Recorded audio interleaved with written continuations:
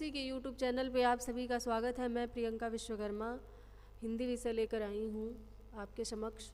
BA प्रथम वर्ष है, प्रथम सेमेस्टर। जो पेपर है वो है हमारा मेजर, इकाई 5वां है और प्रकरण है हमारा रीतिकालीन कवि घनानंद। इसके पूर्व हमने बिहारी का अध्ययन कर लिया है। 5वीं इकाई में ही बिहारी और घनानंद दो लोगों का अध्ययन करना था। बिहारी का अध्ययन हो चुका है, घनानंद का अध्ययन हो रहा है। घनानंद का जीवन परिचय। घनानंद का जीवन परिचय हम लोग पढ़ चुके हैं। साहित्यिक योगदान, उनकी रचनाएं, ये सब हम लोग पढ़ चुके हैं। घनानंद जो हमारे पाठ्यक्रम में इनका मूल पाठ है घनानंद ग्रंथावली से, जिसके संपादक विश्वनाथ प्रसाद मिश्र जी हैं।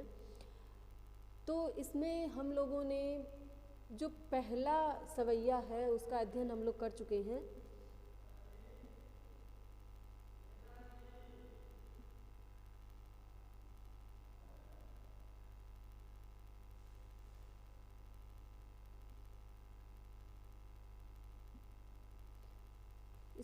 इसके बाद हमको चौथे वाले सवैया का अध्ययन करना है।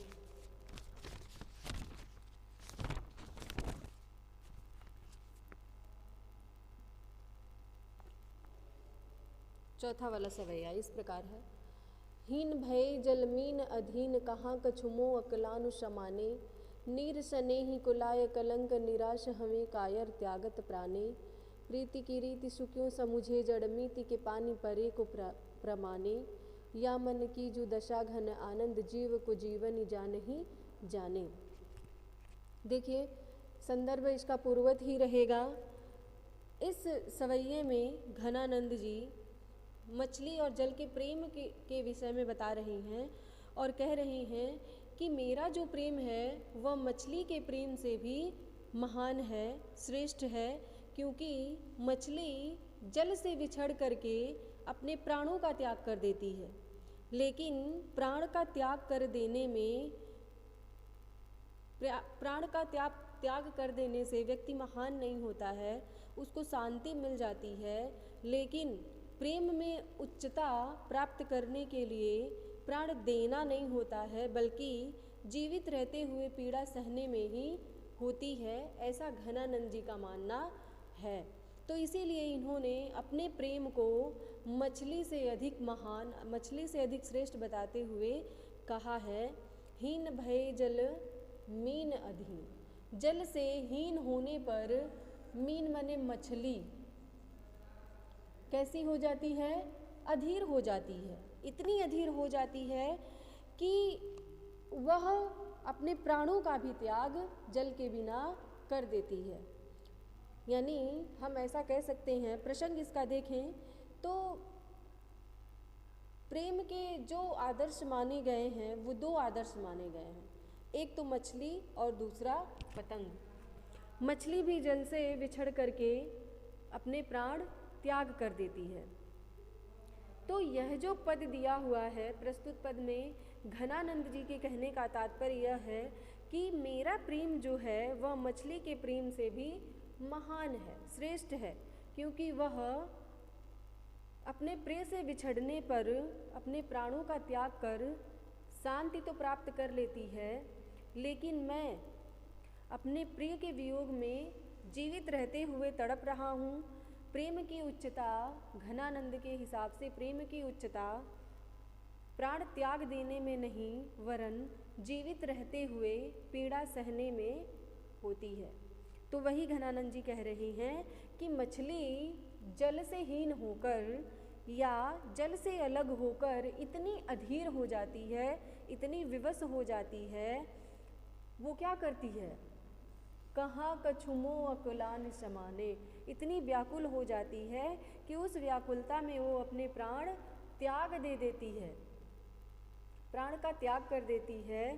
और इसी कारण मछली को महान कहा जाता है कि वो अपने प्रिय से बिछड़ने के पश्चात जीवित रहना स्वीकार नहीं करती है और अपने प्राणों की आहुति दे देती है। नीर स्नेह को लाय कलंक, निराश हमें कायर त्यागत प्राणे। उन्होंने कहा है कि अपने प्रिय से बिछड़ने में जो प्राण त्याग देता है वह क्या होता है, वह कायर होता है, वह महान नहीं होता है। वास्तविकता उसका प्रेम मेरे प्रेम से उच्च नहीं है। घनानंदी जी कहते हैं कि वास्तविकता तो यह है कि उसका जो प्रेम है वह कायरता से भरा हुआ है, उसका प्रेम मेरे प्रेम से उच्च नहीं है।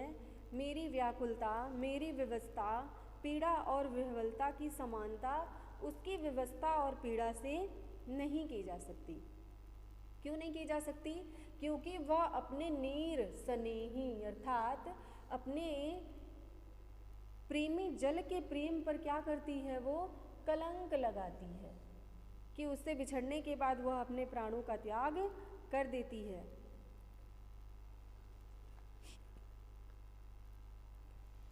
वो प्राण क्यों त्यागती है? क्योंकि वह निराश होकर प्राण त्याग करती है कि मेरे जीने का कोई उद्देश्य नहीं है, प्रेमी से बिछड़ने के बाद मेरा मर जाना ही सही है, इसीलिए वो निराश होकर अपने प्राणों का त्याग कर देती है। सच तो यह है कि प्राण का त्याग कर देना प्रीति की रीत सुक्यों सा मुझे जड़मीत के पानी परे को प्रमाणे। कह रहे हैं घनानंद जी कि प्राण का त्याग कर देने में कोई उच्चता कोई महानता नहीं है। प्रेम की उच्चता तो प्रिय के वियोग में पीड़ा सहते हुए जीवित रहने में है। मछली क्या है? मछली मूर्ख है। घनानंद कहते हैं कि वह जो मछली अपने प्राणों का त्याग कर देती है वह मूर्खता का प्रतीक है, वह मूर्ख है, वह प्रेम की सच्ची रीति को क्या जाने। वह प्रेमी के हाथों में पड़े रहने को ही प्रमाण मानती है। मछली इतनी विवश है कि वह अपने प्रेमी के ही हाथों में रहने को ही प्रमाण मानती है। प्रिय के सामने रहते हुए ही वह प्रेम करने में सामर्थ्यवान है, उसके वियोग में वह प्रेम करने में सामर्थ्यवान नहीं है। लेकिन जो वास्तविकता है, जो वास्तविक पहचान है वह किसमें होती है?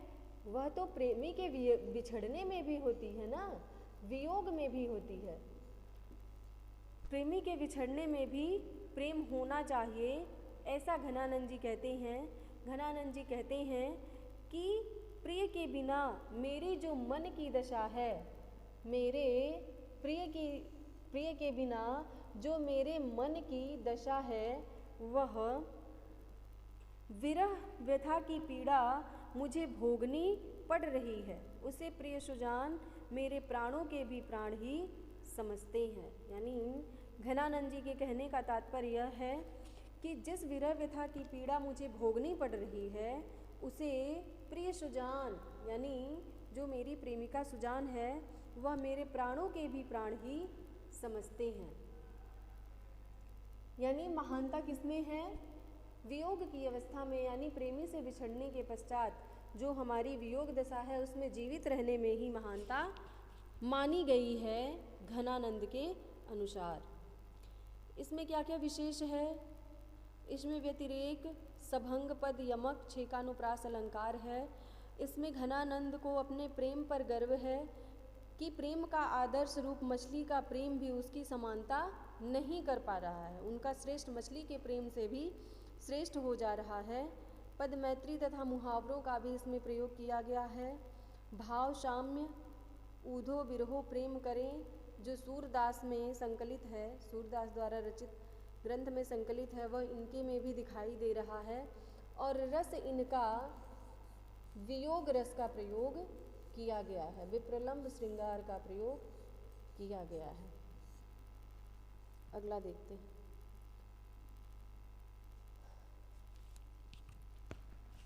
मीत सुजान अनीति करो जिन, हा हा न हूजिए मोहि अमोही, दीठी को और कहूँ नहीं ठोर, फिरी जग रावर रूप की दोही, एक विसास की टेक गहे लगी आस रहे, बसी प्राण बटोही, हों घन आनंद जीवन मूल दई, कित प्यासी निमारत मोही। देखिए प्रसंग पूर्वत ही रहेगा, इसके पूर्व जैसा हमने लिखा था प्रसंग संदर्भ पूर्वत ही रहेगा। प्रसंग कवि ने, यानी कवि यहाँ पे एक प्रेमी के रूप में अपने आप को चित्रित करते हुए कह रहे हैं कि यह जो कवि हैं, प्रेमी के प्रेम की एक निष्ठता जो है इसमें व्यंजित की गई है, द्रष्टव्य है। हृदय की गहरी पीड़ा की स्वाभाविक अभिव्यक्ति इस पद में हुई है। इसमें कवि ने कविता को भाव रूप में प्रिय के प्रति अभिव्यक्त करने का कार्य किया है। उनकी जो प्रेमिका हैं वो कौन थी? सुजान थी। कह रहे हैं, सुजान से वो कह रहे हैं, वियोग की दशा को स्पष्ट करते हुए वह उनसे ऐसा कह सकते हैं कि वह अपने प्रिय सुजान से शिकायत कर रही हैं और कह रही हैं क्या कि हे प्रिय सुजान, मीत सुजान अर्थात हे प्रिय सुजान, तुम मेरे साथ ऐसी अनीति क्यों कर रही हो? जो नीति के विरुद्ध है, तुम ऐसा कार्य क्यों कर रही हो? कृपा करके मेरे प्रति तुम निर्दयी मत बनो, अमोही। तुम मुझसे प्रेम करो, तुम मेरे प्रेम को ऐसे अनदेखा मत करो। कृपा करके मेरे प्रति तुम निर्दयी भावना मत रखो। दीठी, दीठी माने होता है नेत्र। मेरे नेत्र मात्र तुम्हारे ही रावर रूप की देही को दोही। मेरे जो नेत्र हैं वो बस तुम्हारे ही रूप रस का पान करना चाहते हैं, अन्यत्र कहीं उनकी रुचि नहीं है। और कहूँ नहीं ठौर फिरे, और कहीं भी वो नहीं टिकते हैं। बस मेरे नेत्रों को तुम्हारे रूप रस का ही पान करना है। तुम्हारे ही रूप सौंदर्य का प्रभाव वर्चस्व मेरे नेत्रों पर छाया हुआ है। मेरे नेत्रों पर और किसी के रूप सौंदर्य का प्रभाव नहीं पड़ रहा है। तुम्हारे ही रूप सौंदर्य का प्रभाव जो है उसका वर्चस्व मेरे हृदय और नेत्रों पर छाया हुआ है। तुम्हारी अनुकूल कृपा दृष्टि एकमात्र भरोसा है मेरे लिए। बस तुम्हारी एक अनुकूल दृष्टि ही पड़ जाए तो उसी से ही मेरा समस्त जीवन व्यतीत हो जाएगा। आज नहीं तो कल, कवि कह रही हैं, कवि के कहने का भाव यह है कि आज नहीं तो कल तुम कभी तो द्रवित होगे।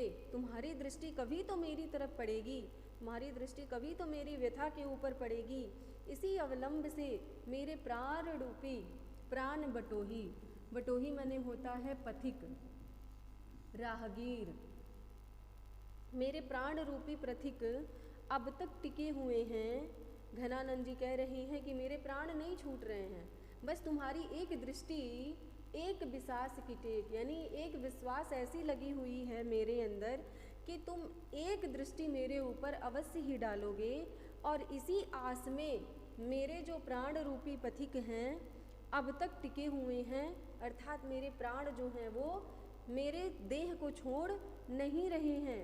इसी तरह घनानंद जी कहते हैं कि हे प्रिय, मात्र तुम ही मेरे प्राणधार हो। तुम्हारे ही दर्शन की प्यास है। कृपया करके बताओ कि मुझे क्यों प्यासे मार रहे हो। जीवन मूल की दई की प्यासन मारत मोह। तुम मुझे प्यासे ही क्यों मार रहे हो, अर्थात जो तुम्हारे रूप का प्यासा है, तुम्हारे रूप रस का पान करना चाहता है, एक बार उसे बस अपने रूप रस का पान करा दो। इसमें बड़ी ही गहरी पीड़ा का वर्णन कवि ने, अपने हृदय की बड़ी ही गहरी पीड़ा का वर्णन कवि ने किया है। और इसमें प्रेम भाव का विस्तार रूप से वर्णन किया गया है। इसमें अनुप्रास अलंकार, विप्सा, श्लेष तथा यमक अलंकार की आवृत्ति हुई है। ब्रज भाषा है, कोमलकांत पदावली का प्रयोग किया गया है। तो यह घनानंद जी हमारे, अब 3 ही पद था जो समाप्त हो चुका है। घनानंद समाप्त हो गए हैं। आज के लिए इतना ही। तब तक के लिए धन्यवाद।